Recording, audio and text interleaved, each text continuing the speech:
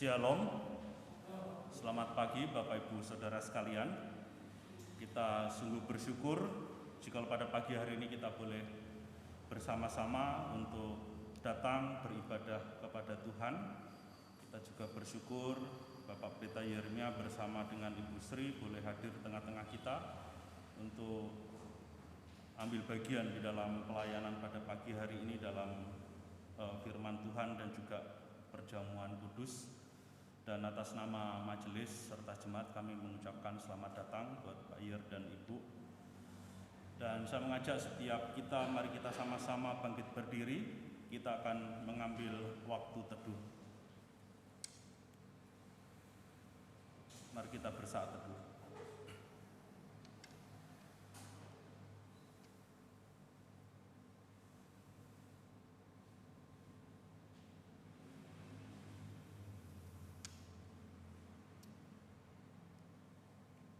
Amin.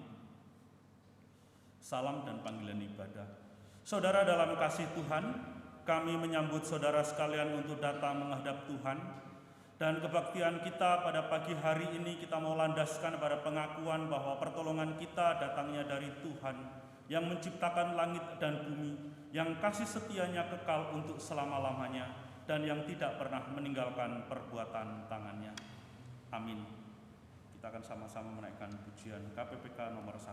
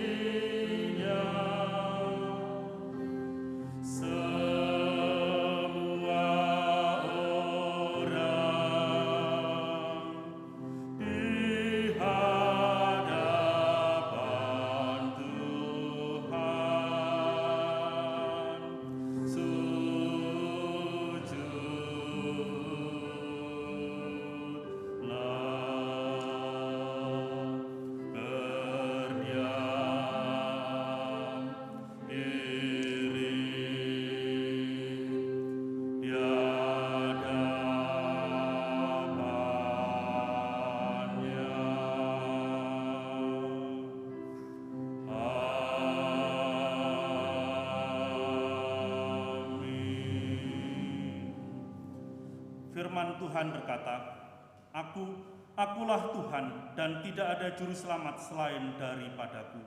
Akulah yang memberitahukan, menyelamatkan dan mengabarkan, dan bukannya Allah asing yang ada di antaramu. Kamulah saksi-saksiku, demikianlah firman Tuhan, dan akulah Allah. Gloria Patri.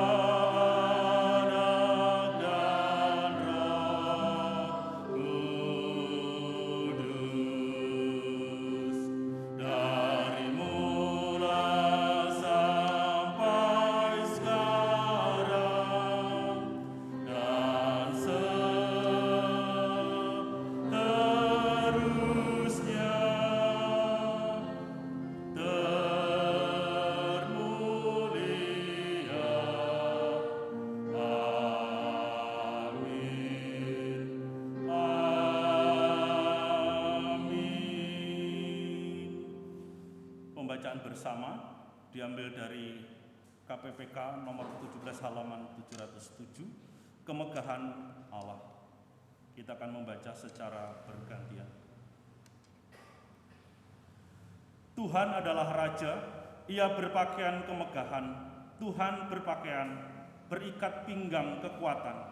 Sungguh telah tegak dunia, tidak bergoyang.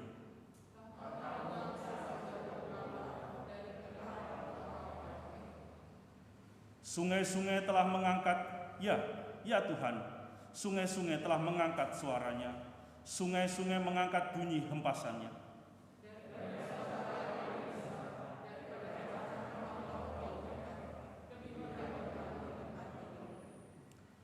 Peraturanmu sangat teguh, bait-mu layak kudus, ya Tuhan, untuk sepanjang masa.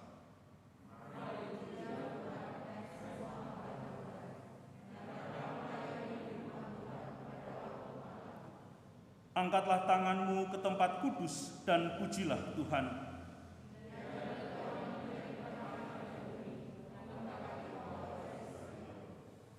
Masih dengan sikap berdiri, kita akan meresponi akan pembacaan bersama dengan pujian "O Bangkitlah, Kabarkan Injilnya", KPPK 372.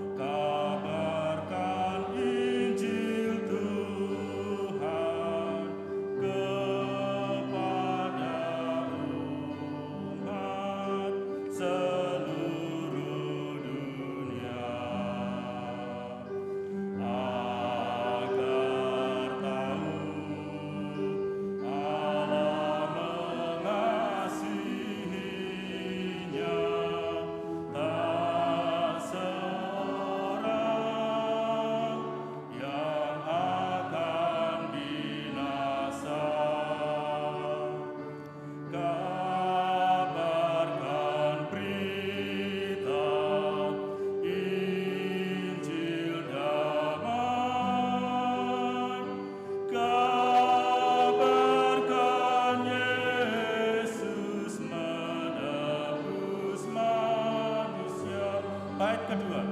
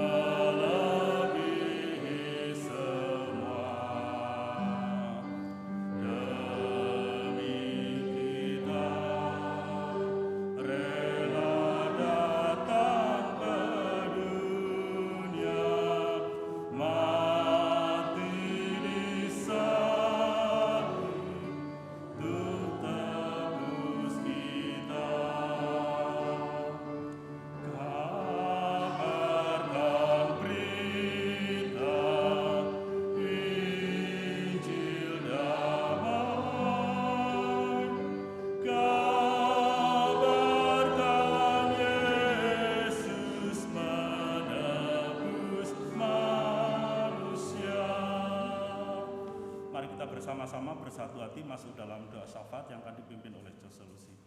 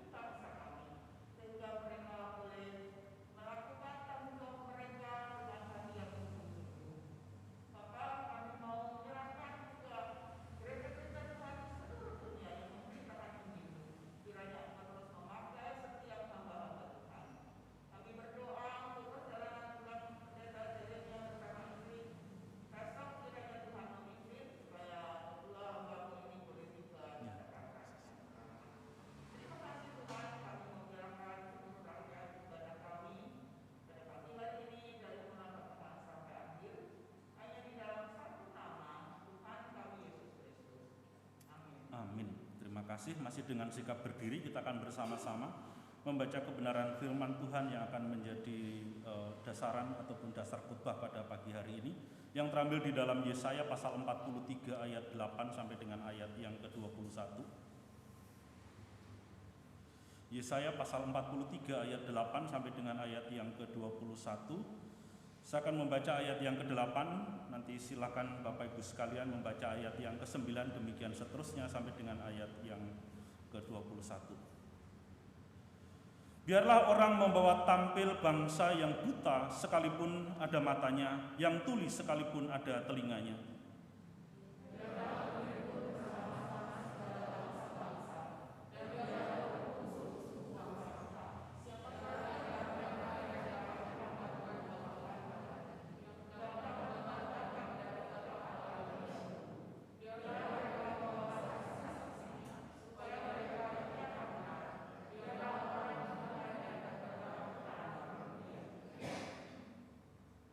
Kamu inilah saksi-saksiku, demikianlah firman Tuhan, dan hambaku yang telah kupilih, supaya kamu tahu dan percaya kepadaku dan mengerti, bahwa aku tetap Dia. Sebelum aku tidak ada Allah dibentuk, dan sesudah aku tidak akan ada lagi.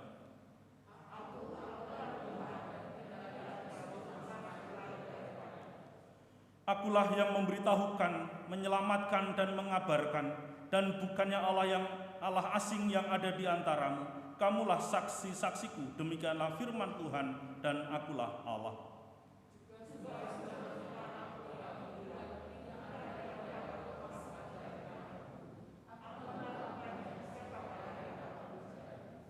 Beginilah firman Tuhan penebusmu, yang Maha Kudus Allah Israel. Oleh karena kamu, aku mau menyuruh orang ke Babel dan mau membuka semua palang-palang pintu penjara, dan sorak-sorai orang Kasdim menjadi keluh kesah.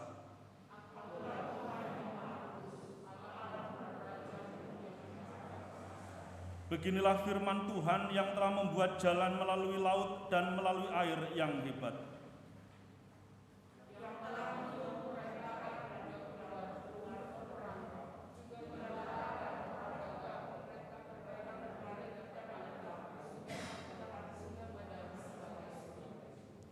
Firman-Nya, janganlah ingat-ingat hal-hal yang dahulu, dan janganlah perhatikan hal-hal yang dari zaman purbakala.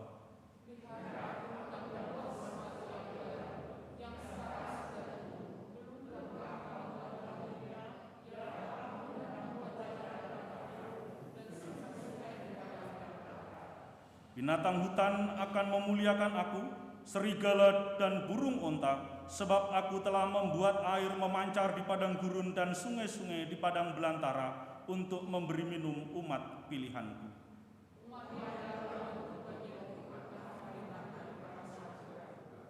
Demikian firman Tuhan, silakan Bapak Ibu Saudara sekalian duduk kembali. Saudara, pada pagi hari ini kita juga diberikan kesempatan untuk menyatakan rasa syukur kita atas segala berkat yang telah Tuhan limpahkan di dalam kehidupan kita masing-masing. Dan sementara kita mengumpulkan akan persembahan yang sudah kita siapkan, kita akan menaikkan pujian "Jadikan Aku Saluran Berkat".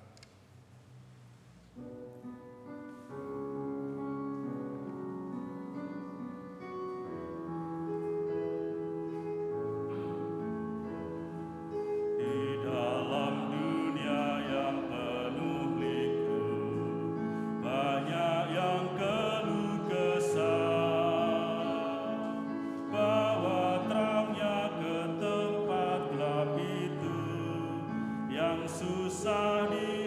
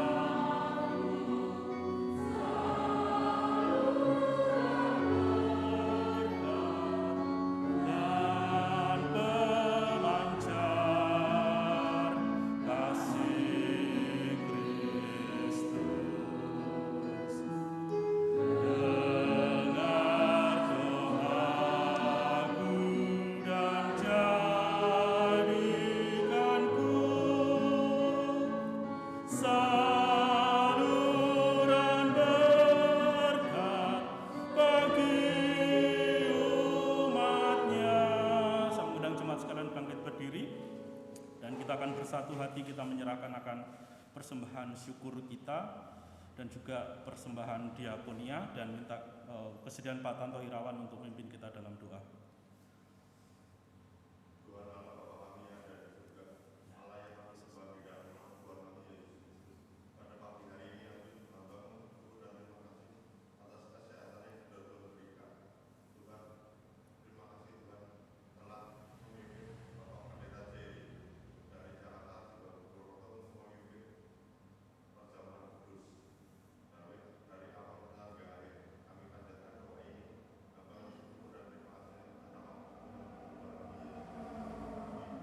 Amin. Silakan duduk kembali. Mari kita bersama-sama menyiapkan hati kita untuk menerima taburan firman Tuhan, di mana tema kita hari ini yaitu beritakanlah kebesaran Tuhan. Kita akan bersama-sama menaikkan pujian Selidiki Aku.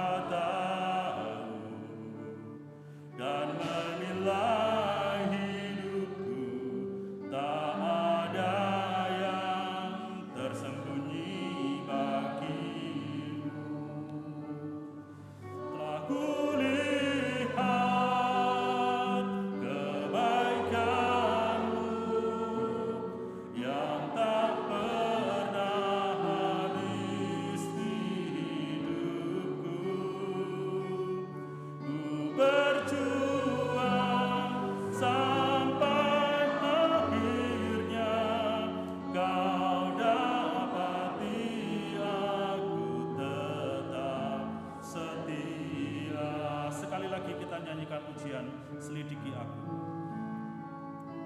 Selidiki aku, lihat hatiku, apakah ku sungguh mengasihimu, Yesus, Kau yang Maha Tahu, yang menilai hidupku,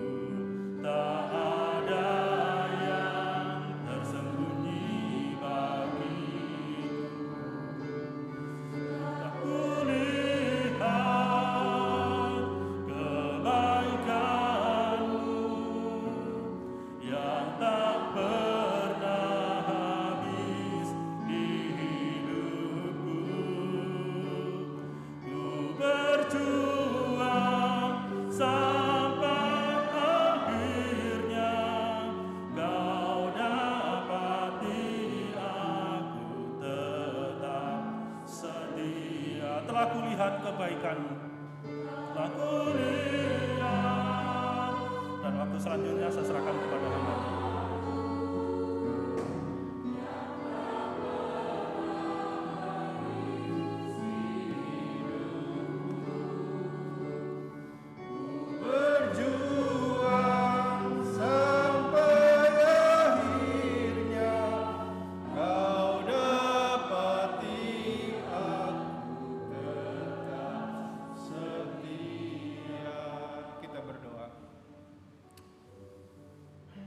Ya Tuhan,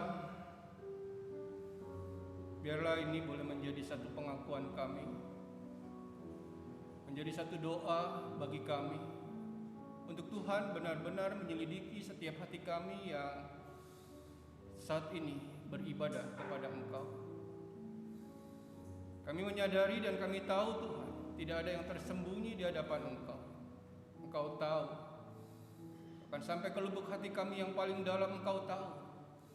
Bahkan ketika kami tidak tahu, Engkau tahu Tuhan, apa yang terjadi di dalam hidup kami. Tapi Tuhan, kami juga menyadari Engkau Allah yang baik, Engkau Allah yang penuh belas kasihan, Engkau Allah yang terus memberkati kami. Kami bersyukur Tuhan kalau pada minggu ini kami boleh bersama-sama beribadah. Hadir Tuhan di tengah-tengah kami. Bahkan ketika kami mendengarkan firman Tuhan, Roh-Mu yang kudus boleh mengurapi setiap kami. Sehingga firman-Mu boleh mengingatkan kami, menegur kami, menguatkan kami, membaharui hidup kami. Pakai Tuhan hamba-Mu yang penuh dengan kelemahan dan keterbatasan ini untuk menjadi kepanjangan suara-Mu bagi setiap kami, baik jemaat-Mu yang mendengarkan maupun hamba-Mu yang menyampaikannya. Biarlah kami sama-sama dibaharui, kami sama-sama diubahkan oleh kebenaran firman-Mu. Di dalam nama Tuhan Yesus kami berdoa dan bersyukur. Amin. Shalom. Ya, selamat pagi Bapak Ibu, saudara-saudari yang terkasih di dalam Tuhan. Senang ya bisa ketemu lagi dengan jemaat di Purwokerto. Sepertinya udah 2 tahun lebih, bahkan mungkin 3 tahun ya kita nggak bertemu begitu ya, kita nggak sama-sama bersekutu beribadah seperti ini. Tapi dengan pakai masker kita nggak bisa lihat wajah kita ya. Saya lagi tersenyum sebenarnya lihat Bapak Ibu semua, cuman nggak ketahuan senyum gitu ya. Nah, saudara-saudara, iya, di mimbar ini saya juga menyampaikan begitu ya, salam begitu ya dari teman-teman penatua di Jakarta gitu ya, buat jemaat di Purwokerto. Saudara-saudara, tadi kita udah membaca bagian firman Tuhan begitu ya dari Yesaya pasal 43 begitu ya, ayat 8 sampai dengan ayat 21. Ya, beritakanlah gitu ya kebesaran Tuhan, tema yang saya ambil. Saudara, seseorang satu kali dia bercerita demikian. Dia mengatakan dia itu bukan seorang ahli gitu ya dalam hal menanam bunga. Tetapi saudara, dia katakan dia mau belajar atau telah belajar memahami perbedaan antara bunga semusim dan bunga segala musim. Nah, saudara, setiap musim semi dia katakan dia biasanya membeli bernampan-nampan begitu ya tanaman semusim. Nah, tanaman itu langsung berakar saat ditanam di tanah. Tanaman itu langsung berakar saat ditanam di tanah. Hidup mereka tapi singkat. Kenapa saudara? Karena pada waktu musim dingin tiba, embun beku di musim gugur datang, maka tanah itu menjadi gundul ya. Lalu sampai masa musim semi kembali tahun berikutnya dia enggak berbunga sama sekali begitu. Nah, dia katakan dia lebih suka menanam bunga segala musim, dia bilang ya, karena bunga segala musim itu terus hidup ya dari tahun ke tahun, dan secara teratur dia bersemi, dia berbunga, lalu dia memproduksi lagi. Seperti itu. Artinya bunga itu tidak pernah berbunga. Bunga itu selalu ada, selalu menyatakan keindahannya, ya, selalu menyatakan kebaikannya bagi setiap yang menikmatinya.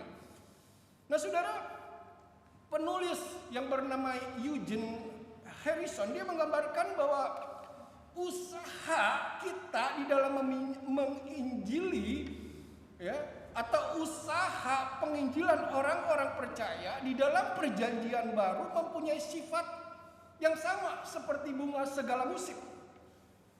Artinya mereka tidak mencurahkan seluruh tenaga hanya untuk usaha penginjilan sekali setahun, enggak. Ya.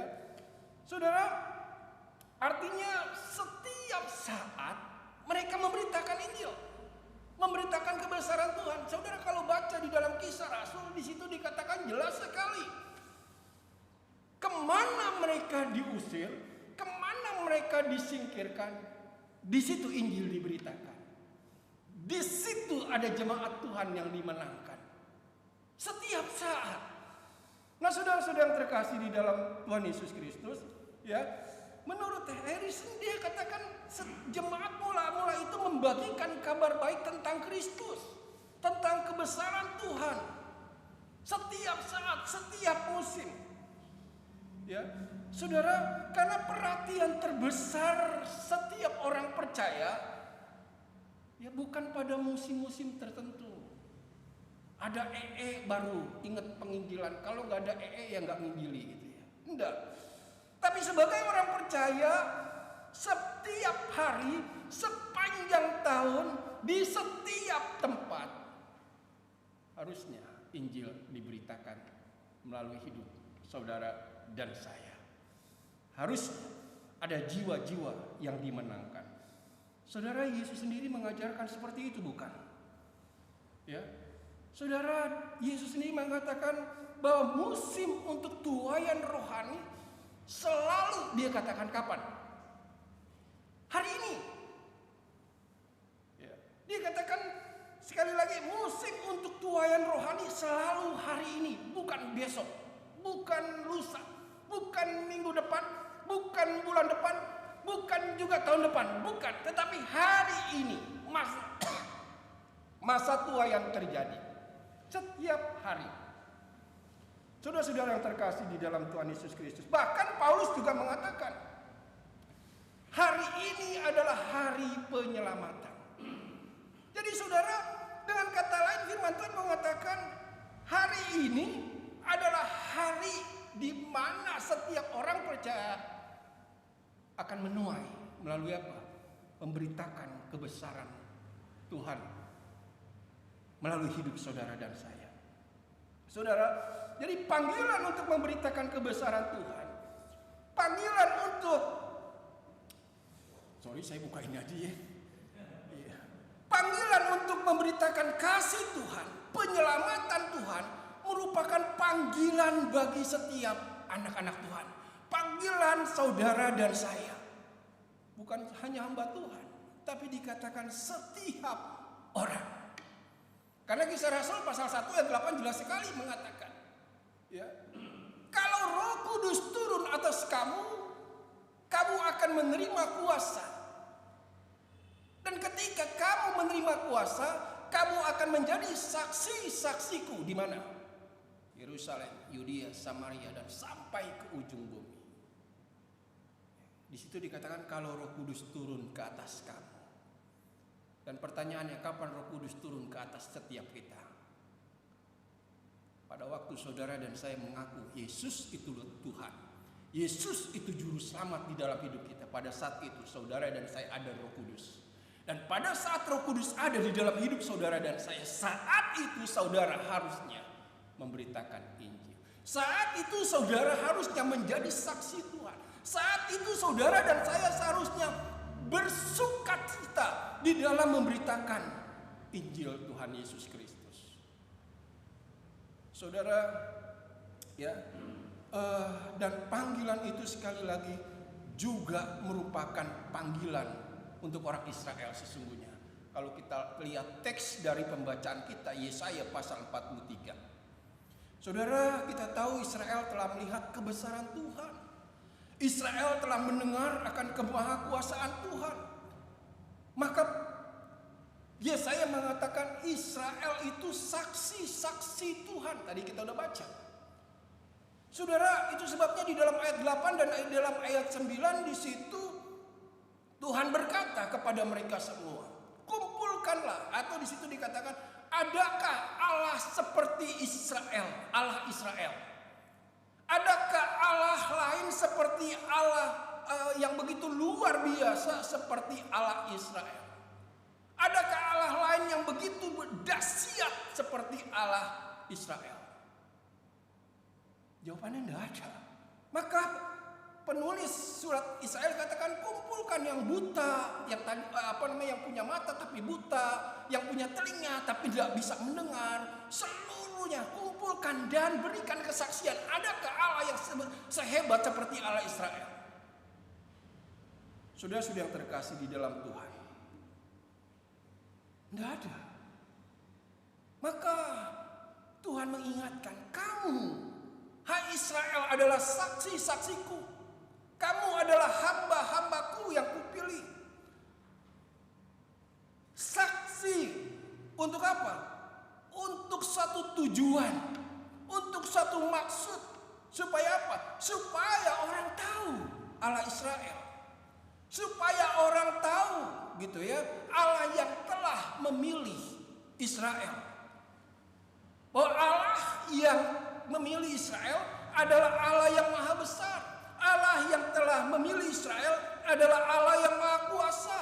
Allah yang menciptakan langit, bumi, serta segala isinya. Bahkan Allah yang terus bekerja di dalam setiap kehidupan dunia ini, mengontrol jalannya sejarah dunia ini. Dan Allah yang terus menyertai, memelihara akan kehidupan bangsa Israel. Bahkan sampai saat Israel ada di dalam pembuangan, Allah sesungguhnya tidak pernah meninggalkannya. Bahkan Allah punya rencana untuk penyelamatan bagi Israel. Saudara-saudara yang terkasih di dalam Tuhan, Allah Israel adalah Allah yang tahu setiap jengkal hidup daripada orang-orang Israel. Dan Allah yang terus memperhatikan hidup daripada bangsa Israel. Dan Allah itu juga yang saudara dan saya miliki. Allah itu juga yang memelihara saudara dan saya sampai saat ini. Allah itu juga yang memperhatikan setiap detik kehidupan kita. Dan Allah itu juga yang mau menolong setiap persoalan masalah hidup saudara dan saya. Saudara-saudara yang terkasih di dalam Tuhan Yesus Kristus. Ya, saya katakan kamu adalah saksiku. Saksi-saksiku. Untuk apa? Supaya dikatakan kamu benar-benar percaya terhadap apa? Terhadap apa yang kamu sudah lihat sesungguhnya.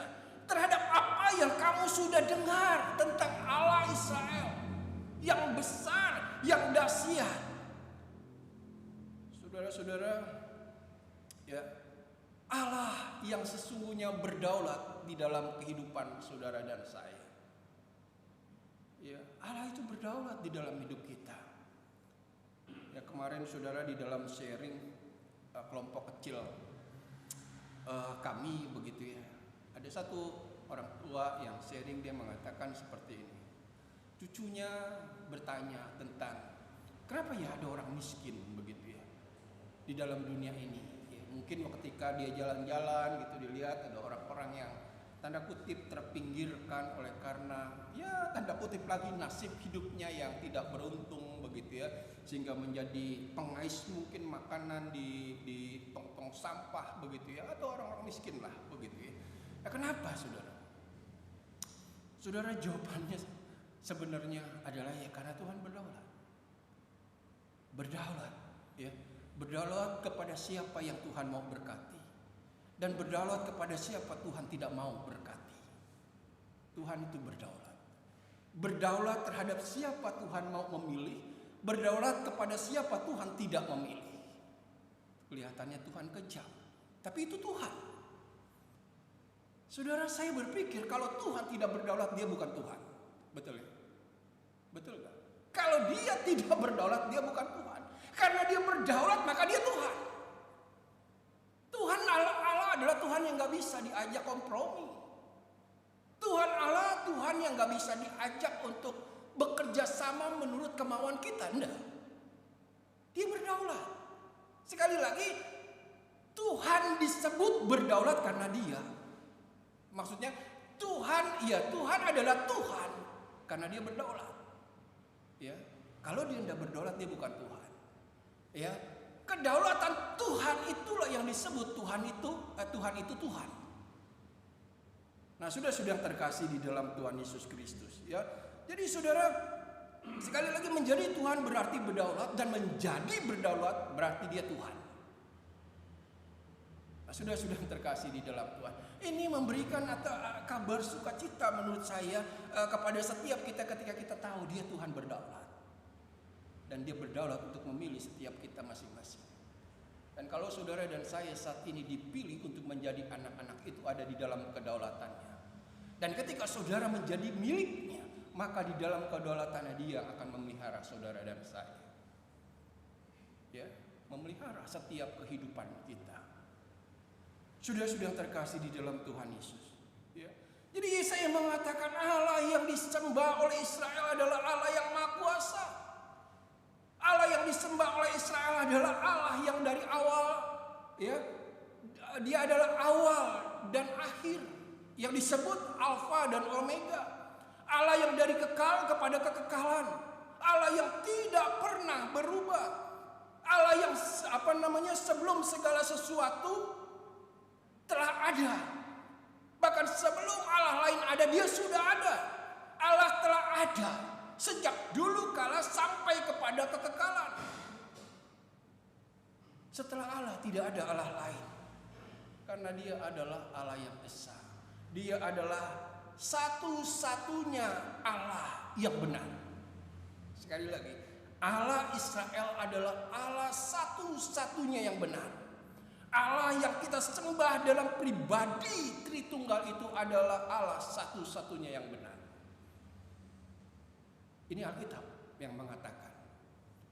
Jadi saudara, seringkali kita berkata, ya semua Tuhan sama. Enggak. Alkitab mengatakan enggak.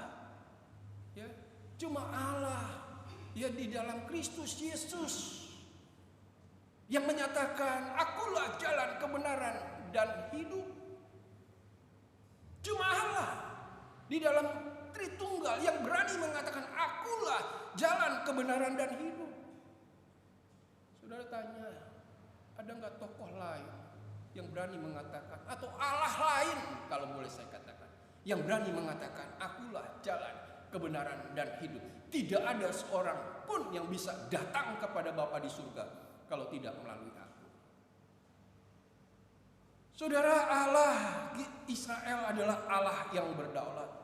Dan Allah yang saudara dan saya sembah, Allah yang saudara dan saya miliki adalah Allah juga yang berdaulat, yang telah menyelamatkan dan telah menebus Israel, yang telah membebaskan Israel dari perbudakan tanah Mesir dengan kekuasaannya, dengan kekuatannya. Ya, saudara, kita tahu ketika dia membebaskan bangsa Israel, ya, dengan kuasanya, dengan kekuatannya, 10 tulah terjadi di tanah Mesir, dan terakhir anak-anak sulung dibinasakan yang ada di Mesir untuk menyelamatkan bangsa Israel. Bahkan saudara, ketika Fir'aun mengeraskan hati mengejar bangsa Israel yang sedang berjalan menuju tanah yang Tuhan janjikan, Tuhan memimpin mereka. Ya kan? Memimpin mereka. Bahkan ketika mereka ada di ujung tanduk, Tuhan menyatakan kuasanya kembali. Tuhan menyatakan kekuatannya kembali dengan membelah laut Teberau sehingga mereka bisa lewat.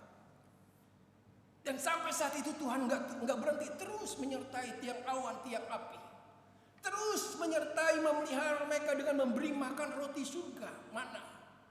Dan bahkan dia memberikan air kepada bangsa Israel dari apa? Gunung batu. Wah, itu luar biasa. Saudara, kasut di Tuhan pelihara, pakaian Tuhan jaga. Bahkan sampai menuju tanah Kanaan yang Tuhan janjikan, Tuhan ikut hadir di dalamnya, berperang bersama-sama mereka. Sudah yang terkasih di dalam Tuhan. Nah, ini yang Yesaya mau ingatkan kepada bangsa Israel. Wah, Allah yang mereka miliki itu Allah yang besar, Allah yang luar biasa. Allah yang telah menyelamatkan mereka, Allah yang telah menebus mereka. Ya, sudah yang terkasih di dalam Tuhan Yesus Kristus. Ya, artinya di sini yang mau mengingatkan kepada kita bahwa ketika Allah bertindak tidak ada yang dapat bisa membalikannya. Ketika Allah bertindak di dalam setiap kehidupan kita, tidak ada yang bisa membalikannya. Nah, di sini panggilan untuk kita jangan takut, gitu ya. Jangan takut terhadap dunia ini. Jangan takut terhadap tugas pemberitaan Injil. Jangan takut terhadap tugas untuk memberitakan kebesaran Tuhan kita. Ya, karena di situ katakan ketika Allah bertindak tidak ada yang dapat membalikannya. Saudara, ini Yesus katakan inilah masa, hari ini masa atau musim menuai. Paulus katakan hari ini musim penyelamatan. musim penuaian. Saudara, jadi Allah yang sama itu juga dikatakan Allah yang mengirim. Kalau lihat ayat 14 Yesaya 43, yang akan mengirim seseorang untuk membebaskan Israel dari bangsa Kasdim. Allah adalah Allah yang tidak pernah gagal, saudara. Apa yang telah dirancang pasti akan terjadi. Apa yang telah diputuskan pasti akan tergenapi. Ketika Allah telah menjadikan engkau anaknya, menjadikan engkau miliknya, memilih engkau menjadi pribadi yang ditebusnya, maka rencananya di dalam hidupmu akan digenapi. Ya, saudara, ini mengingatkan kepada kita mungkin bisa gagal di dalam hidup perjalanan kekristenan kita. Bisa gagal, tapi Allah tidak pernah gagal di dalam rencana. Saudara, kalau boleh saya berikan satu gambaran. Saudara, Allah ketika telah memilih kita, dikatakan di Efesus, sebelum dunia dijadikan, memilih kita untuk apa? Jadi anak-anaknya. Dan ketika Allah memilih kita untuk jadi anak-anaknya, dia ada satu jalur lurus, dan dia mau anaknya jalan di jalur lurus itu. Itu rencananya. Di ujung kebahagiaan yang Paulus katakan tidak ada duanya. Bahkan penderitaan kita pun tidak sebanding dengan apa yang Tuhan sediakan bagi kita. Tapi syaratnya jalan di jalur itu, lurus itu. Jangan nyimpang ke kiri atau jangan nyimpang ke kanan. Dan ini juga yang diberitakan kepada Yosua, bukan ya? Kalau engkau mau berhasil, ya, jangan menyimpang ke kanan atau ke kiri. Ikuti firman Tuhan. Nah, sudah terkasih di dalam Tuhan. Nah, di dalam proses perjalanan itu bisa gagal nggak kita? Ketika Tuhan sudah tetapkan, kamu harus jalan lurus ini, jangan ke kanan ke kiri. Bisa nggak kita gagal akhirnya ke kanan atau ke kiri? Sangat bisa. Tetapi saudara, ketika kita menyimpang, gagal di dalam hidup kita, Tuhan balikin lagi pasti ke jalur itu. Tapi waktu Tuhan balikin itu, di situ Tuhan sesuatu proses yang gak enak. Ya kalau boleh saya katakan, Tuhan udah kasih jalan, ini lurus, jalanin aja. Ketika engkau ke kiri, sama Tuhan seperti orang tua kalau saya pikir.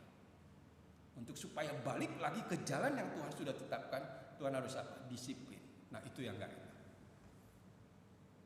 Dan itu yang paling gak enak.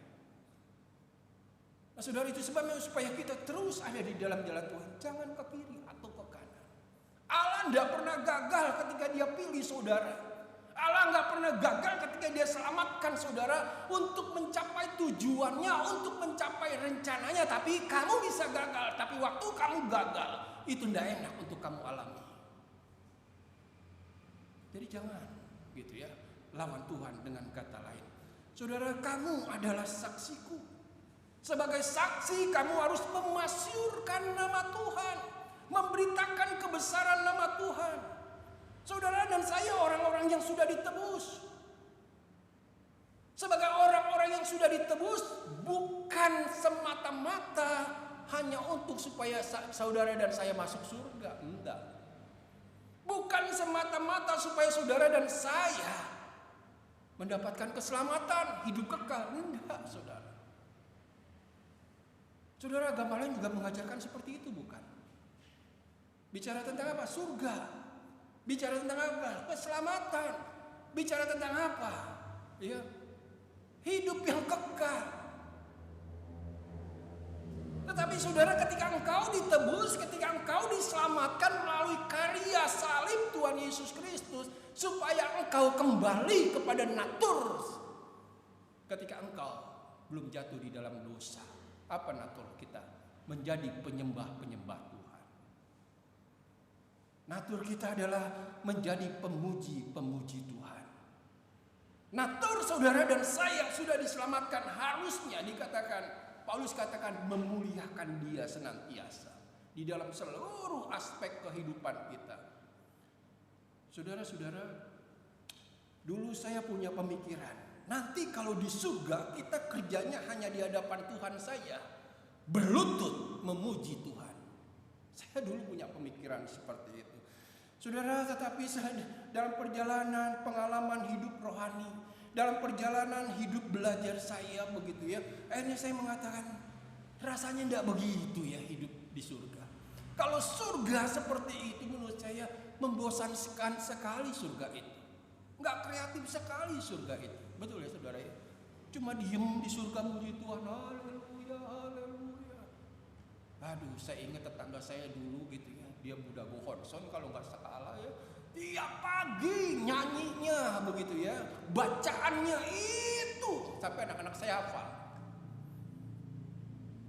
Nah, sudah-sudah yang terkasih di dalam Tuhan Yesus Kristus. Maka saya berpikir gitu ya, saya ingat waktu manusia diciptakan di Taman Eden, manusia berdosa atau enggak? Berdosa atau enggak? Enggak. Enggak kan? Ketika manusia diciptakan di Taman Eden, manusia berdosa enggak? Enggak berdosa. Betul ya? Enggak berdosa. Dan waktu manusia ditempatkan di Taman Eden ketika Tuhan ciptakan di dalam kondisi yang tidak berdosa, apa yang dilakukan manusia? Allah perintahkan begitu kan? Beranak cuculah, penuhilah bumi, ya, kuasailah bumi, dunia ini, gitu ya. Artinya tetap kerja. Ya, walaupun segala sesuatu kan di Taman Eden udah disediakan begitu ya. Tapi harus usaha. Saya berpikir saudara-saudara yang terkasih di dalam Tuhan Yesus Kristus, ketika kita di surga, saya berpikir seperti itu. Kita tetap harus berkreasi. Kita tetap harus berkarya. Kita tetap harus punya kreativitas, tapi dengan fokus Allah dimasyurkan, Allah dipuji, Allah ditinggikan. Ya. Saudara-saudara yang terkasih di dalam Tuhan, Tuhan kita adalah Tuhan yang gak mau kita jadi anak-anaknya yang cengeng, bukan. Tuhan kita adalah Tuhan yang gak mau anak-anaknya itu cuma jadi yang gak kreatif begitu, enggak. Tuhan mau kita menjadi pribadi yang kreatif. Bagaimana kita bisa mengembangkan satu pelayanan dengan pemikiran yang Tuhan sudah karuniakan kepada kita. Tuhan mau seperti itu. Tuhan gak mau jadikan kita anak-anak yang pemalas. Enggak. Yang cuma ya udah ngikutin air aja. Enggak. Tuhan kita mau kita berkreasi, kreativitas kita dimaksimalkan. Di situ Tuhan dimuliakan. Di situ nama Tuhan dibesarkan. Melalui hidup saudara dan saya. Saudara yang terkasih di dalam Tuhan Yesus Kristus. Ya. Saudara, ya. Efesus pasal 2 ayat 10 kan mengatakan gitu. Kita ini buatan Allah. Ya. Kita ini buatan Allah diciptakan dalam siapa? Dalam Kristus Yesus. Artinya kita milik Tuhan. Nah, kita ini buatan Allah diciptakan dalam Kristus Yesus supaya kita apa? Melakukan pekerjaan apa? Baik. Yang Tuhan sudah sediakan. Dan Tuhan mau kita hidup di dalamnya. Enak loh saudara hidup kekristenan. Kita cuma jalani apa yang Tuhan sudah anugerahkan kepada kita. Kita hanya mengembangkan apa yang Tuhan sudah taruh di dalam hidup kita. Saudara, ingat perumpamaan talenta bukan? Ya, ada yang kasih 5, ada yang kasih 3, ada yang dikasih ada yang kasih 5, ada yang kasih 2, ada yang kasih 1. 5 bisa mengembangkan, mengefektifkan apa yang Tuhan sudah berikan. 2 bisa mengembangkan, memaksimalkan karunia yang Tuhan sudah berikan. Tapi 1 kurang ajar. Dan ketika 1 kurang ajar, males-malesan, nyalahin Allah bisanya gitu ya. Nggak berhasil nyalahin ini, nggak sukses nyalahin karena ini sih, gagal di dalam hidup ini karena itu dan lain sebagainya, semua disalahin. Akhirnya nyalain juga Tuhan. Tuhan ini brengsek, sama seperti yang dikasih 1 karunia. Tapi apa yang terjadi? Diminta itu sang 1 kasih mereka yang bisa kembangin, dan dia dibuang, dibakar kepada dalam api yang menyala. Hati-hati saudara dengan hidup kita. Ya.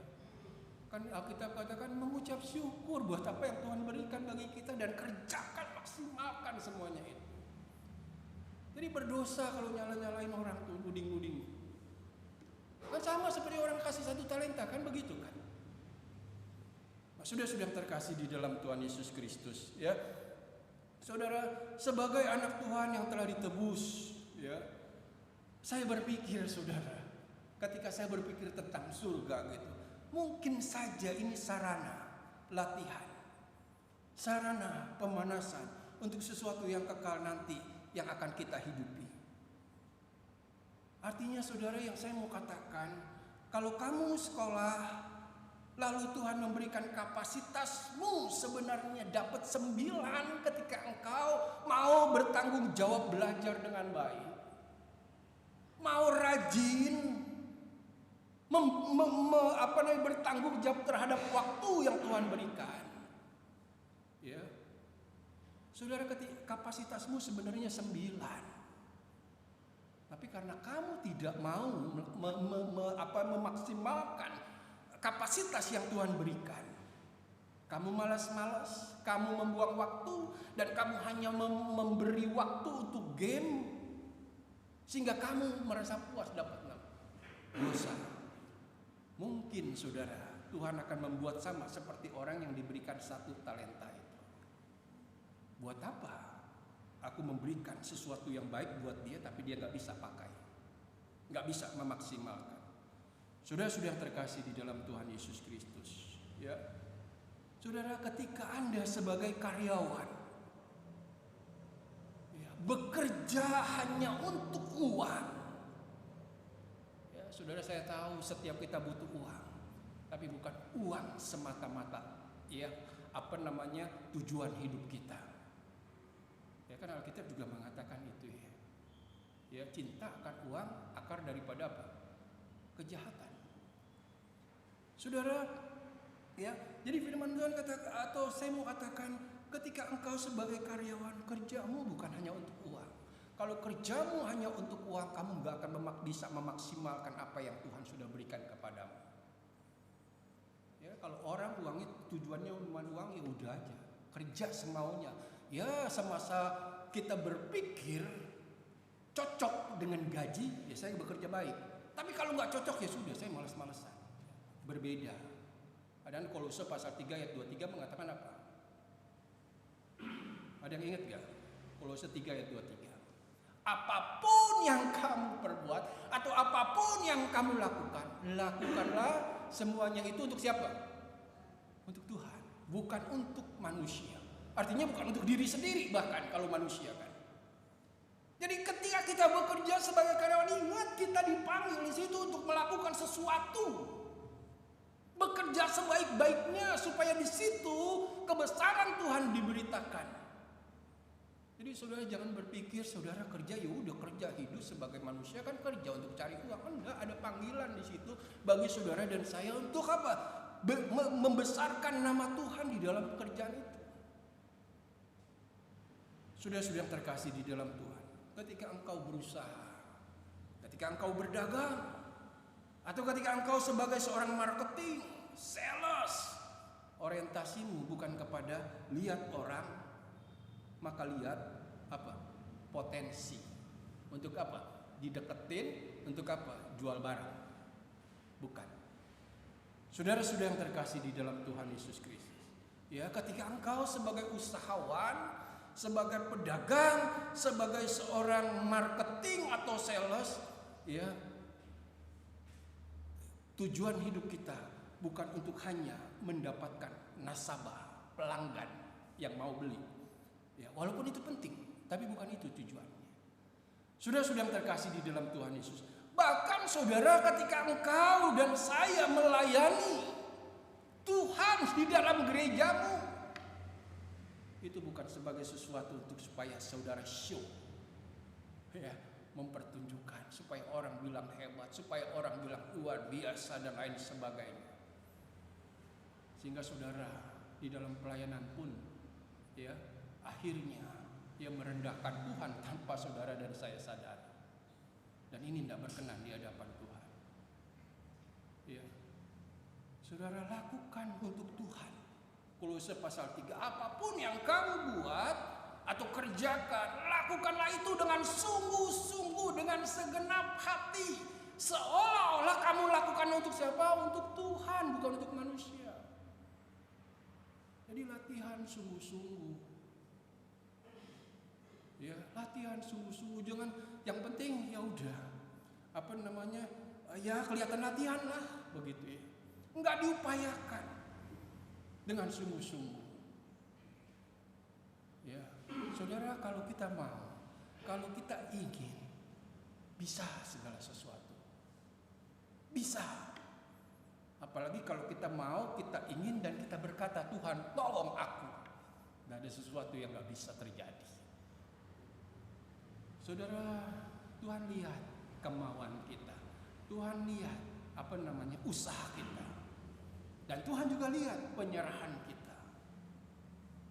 Sudah terkasih di dalam Tuhan Yesus. Jadi sekali lagi Tuhan itu berdaulat di dalam setiap kehidupan kita, kehidupan saudara dan saya. Dan di dalam kedaulatan Tuhan, Tuhan mau kita memberitakannya. Tuhan mau kita memasyurkan dia. Di dalam ayat 21 terakhir kan bilang begitu ya. Kita baca ya, saya akan bacakan di dalam ayat 21.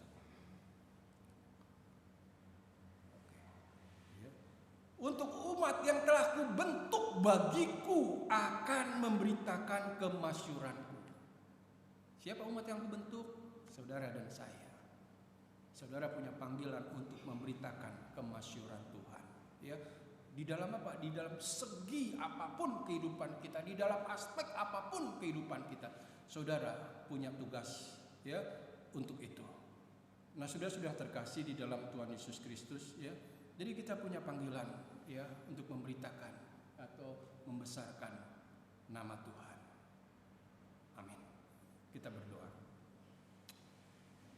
Kami bersyukur Tuhan buat firman yang boleh kami renungkan, yang boleh kami dengar, dan biar itu menolong kami, mengubah kami, membarui hidup kami, untuk kami lebih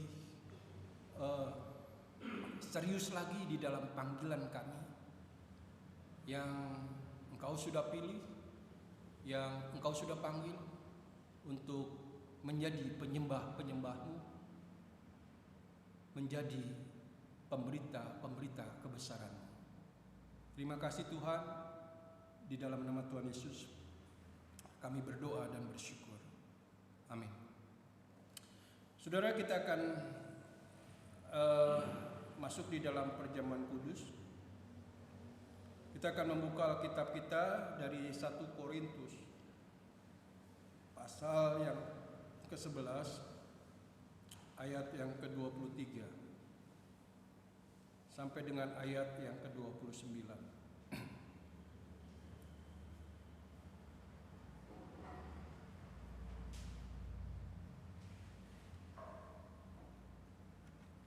Satu Korintus pasal 11 ayat 23 sampai dengan ayat 2. Pasal 11 ayat 23 sampai dengan ayat 29. Oh, enggak ada di tampilan. 1 Korintus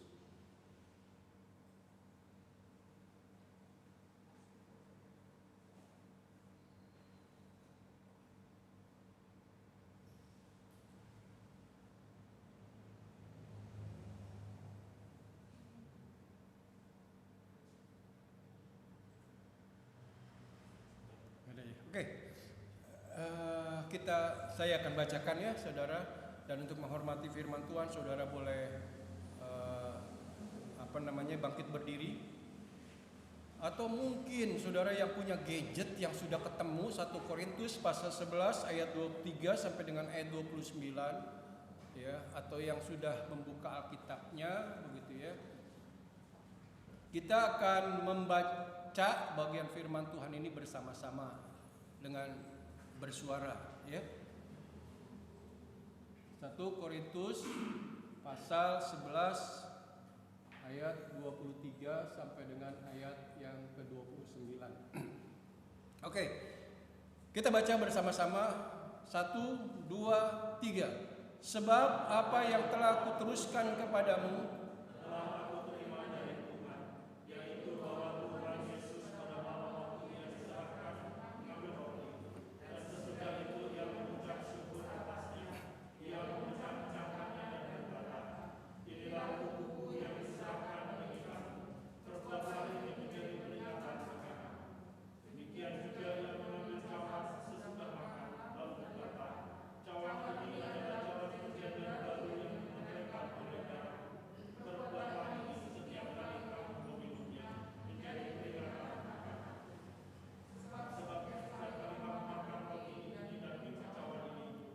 kamu memberitakan kematian Tuhan sampai Ia datang. Jadi barang siapa dengan cara yang tidak layak makan roti atau minum cawan Tuhan, ia berdosa terhadap tubuh dan darah Tuhan. Karena itu hendaklah tiap-tiap orang menguji dirinya sendiri, dan baru sesudah itu ia makan roti dan minum dari cawan itu. Karena barang siapa makan dan minum tanpa mengakui tubuh Tuhan, ia mendatangkan hukuman atas dirinya. Ya, terima kasih, silakan duduk. Ya saudara, kita akan sama-sama menerima roti dan anggur dalam perjamuan kudus ini. Ya, perjamuan kudus ini ya namanya perjamuan identik dengan makan, saudara. Sebentar kita akan makan roti, sebentar juga kita akan minum. Artinya identik dengan makan-makan. Kalau kita lihat di dalam perjanjian baru begitu ya, di dalam 1 Korintus ini itu konteksnya itu sama. Mereka kumpul gitu, bawa makanan masing-masing begitu ya, sama-sama nikmati gitu ya, nggak ada perbedaan yang tinggi sama yang rendah, sama-sama kumpul begitu ya. Memang di dalam konteks ini ada masalah, yang orang kaya makan bawa makanan yang begitu banyak begitu, yang begitu mewah, lalu orang-orang miskin dibiarkan. Memang ada konteks itu di dalam konteks ini. Tapi intinya yang saya mau katakan, di dalam perjamuan itu identik dengan makan-makan.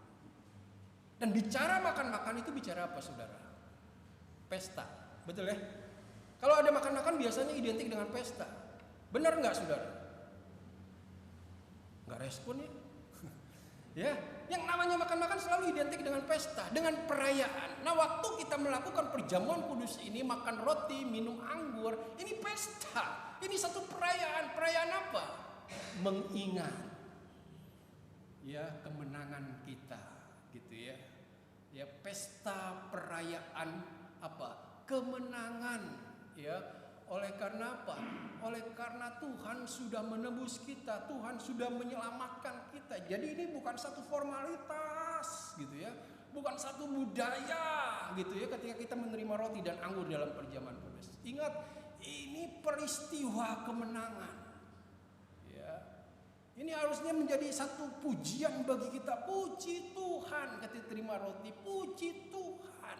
Tuhan sudah bebaskan saya. Tuhan sudah selamatkan saya. Tuhan sudah tebus saya. Ketika kita menerima roti dan anggur dalam perjamuan kudus ini. Ya, perayaan harusnya datang dengan penuh sukacita. Sukacita yang memuliakan Tuhan.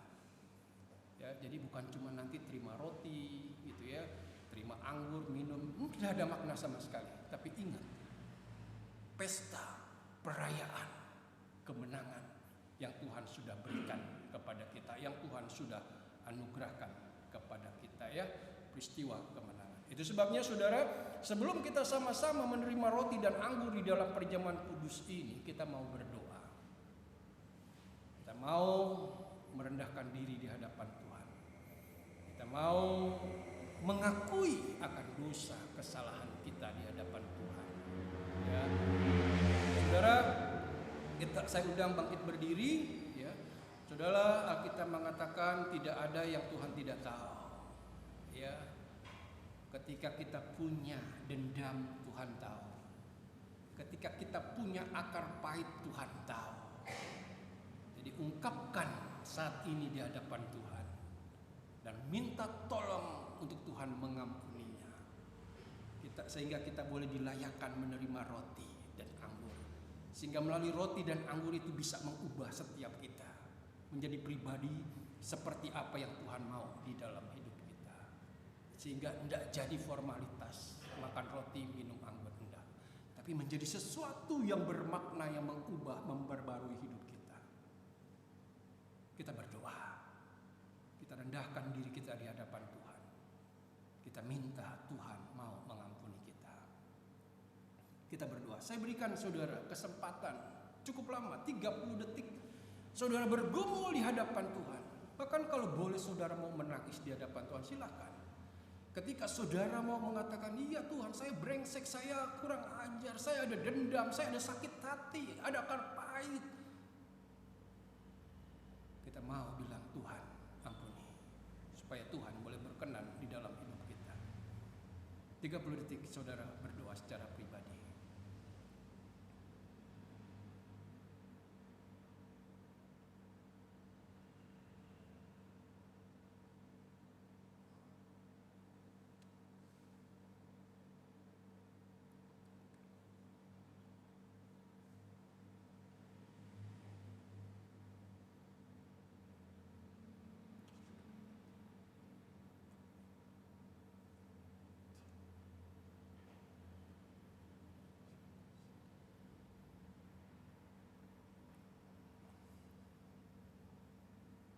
Bapa Surgawi, Engkau melihat setiap anak-anak-Mu saat ini. Mereka berhadapan dengan Engkau muka dengan muka saat ini Tuhan. Dan hamba percaya Tuhan Engkau sudah mendengarkan apa yang menjadi jeritan hati mereka. Hamba percaya Tuhan Engkau sudah mendengarkan pengakuan mereka. Dan hamba percaya Engkau tahu pengakuan mereka itu secara pribadi. Maka Tuhan, hamba memohon, berbelas kasihanlah kepada pengakuan mereka yang mereka ungkapkan dengan ketulusan hati, yang mereka ungkapkan dengan segala kejujuran mereka. Berbelas kasihanlah Tuhan. Ampuni segala salah, dosa mereka Tuhan, dosa kami semua Tuhan. Tuhan, Engkau mendengar pengakuan mereka. Segala akar pahit, segala kesakit hatian, segala kedendam yang ada di dalam hati kami. Tuhan, ampuni kami, pulihkan kami. Bahkan ketika hidup kami, Tuhan, tidak menjadi saksi-Mu. Seringkali perkataan kami, perbuatan kami, pikiran kami tidak memuliakan Engkau. Bahkan seringkali kami melawan Engkau, memberontak kepada Engkau, mengeraskan hati kami kepada Engkau Tuhan. Hamba percaya Engkau Allah yang Maha Kasih. Ketika kami mengaku, maka Engkau mau mengampuninya Tuhan. Karena firman-Mu sendiri yang mengatakan, ketika kami mengaku dosa kami, maka Engkau Allah yang setia dan adil itu akan mengampuninya, juga menyucikan kami dari segala kejahatan kami. Terima kasih Tuhan, biar kami boleh layak Tuhan saat ini, ketika Engkau menguduskan kami, ketika Engkau mengampuni kami, ketika Engkau menyucikan kami. Kami bersyukur dan layakkan kami Tuhan saat ini untuk menerima roti dan anggur di dalam perjamuan kudus ini. Tuhan, ketika kami menerima roti, biarlah Tuhan berkati roti yang akan kami terima ini. Biarlah roti yang akan kami terima ini boleh menjadi berkat bagi kami, menjadi kekuatan bagi kami, untuk kami bisa menjalani hidup kekudusan kami di hadapan Engkau. Tuhan juga berkati anggur yang sebentar kami akan minum dan kami akan terima. Tuhan berkati biarlah anggur ini boleh menjadi sesuatu kesegaran baru, semangat baru, gairah baru untuk kami boleh memberitakan kemasyuran Tuhan, memberitakan kebesaran Tuhan di dalam hidup kami, yang kami lihat, yang kami alami, yang kami dengar sendiri. Sehingga ketika kami dimanapun Tuhan tempatkan, di situ orang mengalami kemasyuran Tuhan. Di situ orang melihat kebesaran Tuhan, keagungan Tuhan melalui hidup kami. Terima kasih Tuhan. Di dalam nama Tuhan Yesus kami berdoa dan bersyukur. Amin. Saudara, silakan duduk.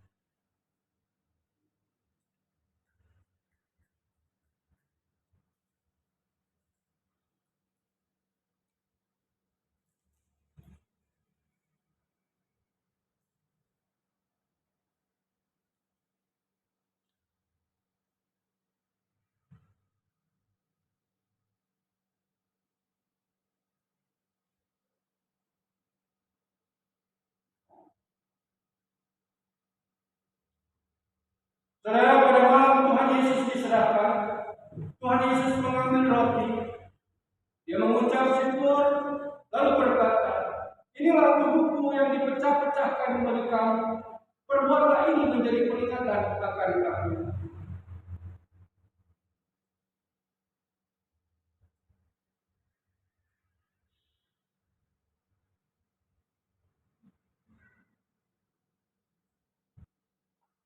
Saudara, sementara dibagikan kita menunjukkan mungkin satu-satu ada yang masih ke depannya.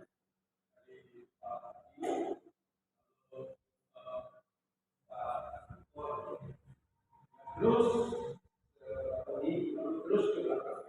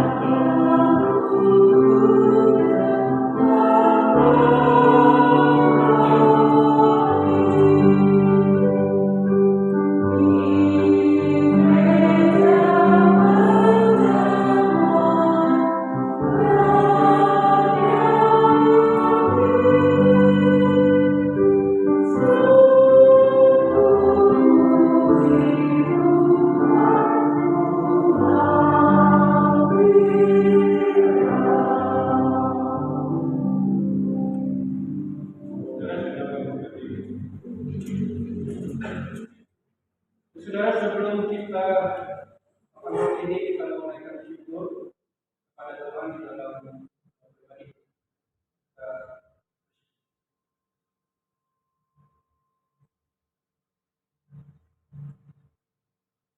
Amin. Kita akan ini bersama.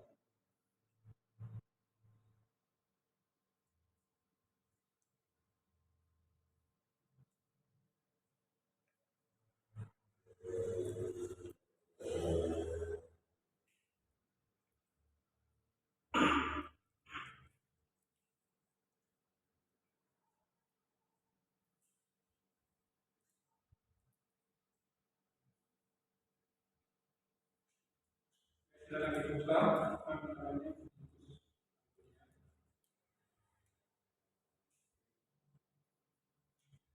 Kita bersyukur buat anggur yang sudah kita terima sebelum kita berdoa.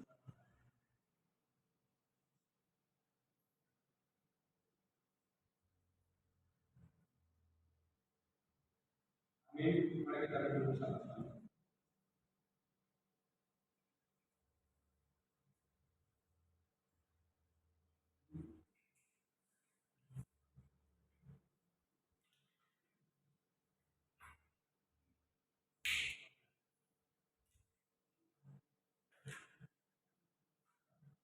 Ya,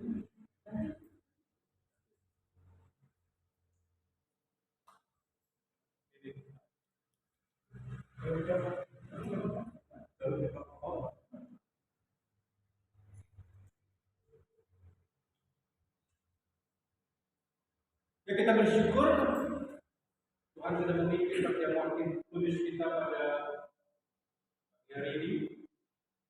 Kita sudah Bapa kami yang di dalam surga, pujian dan syukur kami naikkan kepadamu Tuhan, karena Engkau sudah memimpin dan juga memberkati sakramen perjamuan kudus pada pagi hari ini. Kiranya melalui sakramen ini Tuhan kami senantiasa diingatkan akan cinta kasih Tuhan yang begitu luar biasa dalam hidup kami.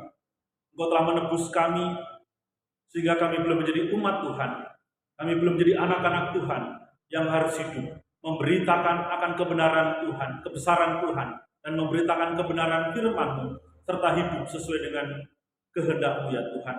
Terima kasih Bapak, kami bersyukur untuk Bapak Pendeta Yeremia yang sudah Tuhan pakai untuk memimpin sakramen pada pagi hari ini. Kiranya Tuhan terus memberkati dalam hidup dan pelayanannya dan juga dalam keluarganya. Terima kasih Bapa, di dalam nama Tuhan Yesus kami berdoa dan mengucap syukur. Amin.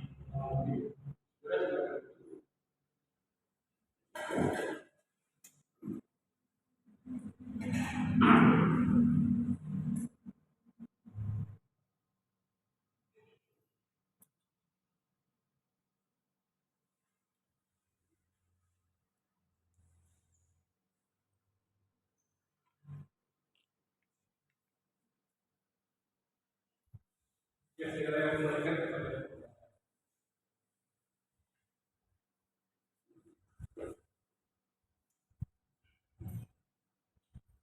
Jemaat saudara kami berdiri dan kita akan bersama-sama mengikrarkan akan pengakuan iman kita, yaitu pengakuan iman Prasasti.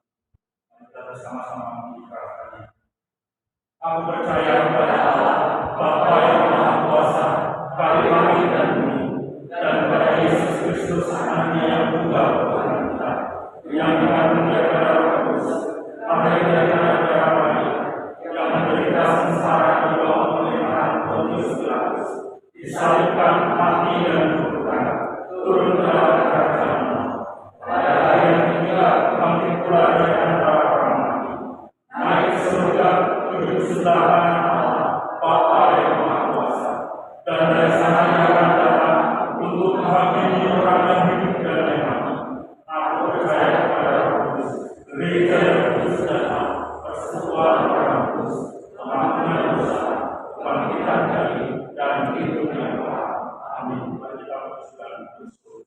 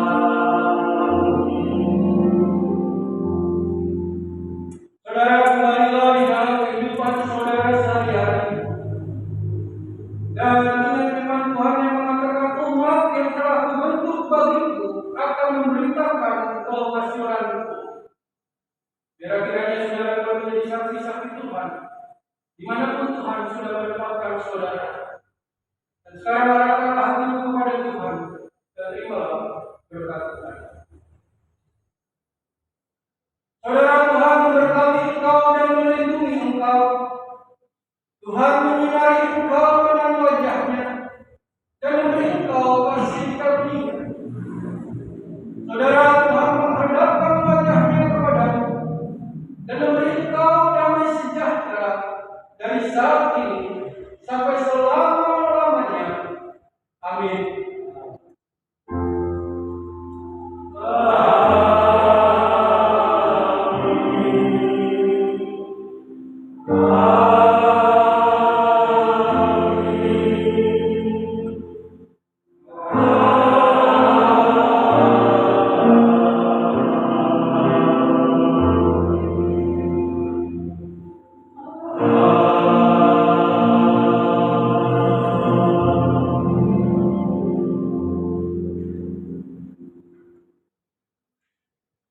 Silakan masuk kembali. Ada beberapa pengumuman yang perlu mendapat perhatian kita semua. Untuk kebagian umum, Minggu tanggal 27 Maret, liturgis Majelis Desa Pemantau, Belasapaan, Ibu Medis, tugas pelayan Bapak Bagio, tugas syukur Pak Bagio, LCD Saudari Tiara, Ikut Saudari Leni. Kemudian kami juga mengucapkan terima kasih buat semua anak Tuhan yang pada pagi hari ini dan kami bagian dalam pelayanan kampung. Kemudian juga mengenai tetap saat depan kita ada persekutuan jam 7 malam. Demikian warta pada pagi hari ini dan terima kasih atas kehadiran jemaat dan juga kita sekalian Tuhan yang memberkati. Kita bersama-sama menyanyi lagu Immanuel sambil kita memberikan salam jauh buat salam apa ini ya, memberikan salam seorang kepada yang lain. Immanuel.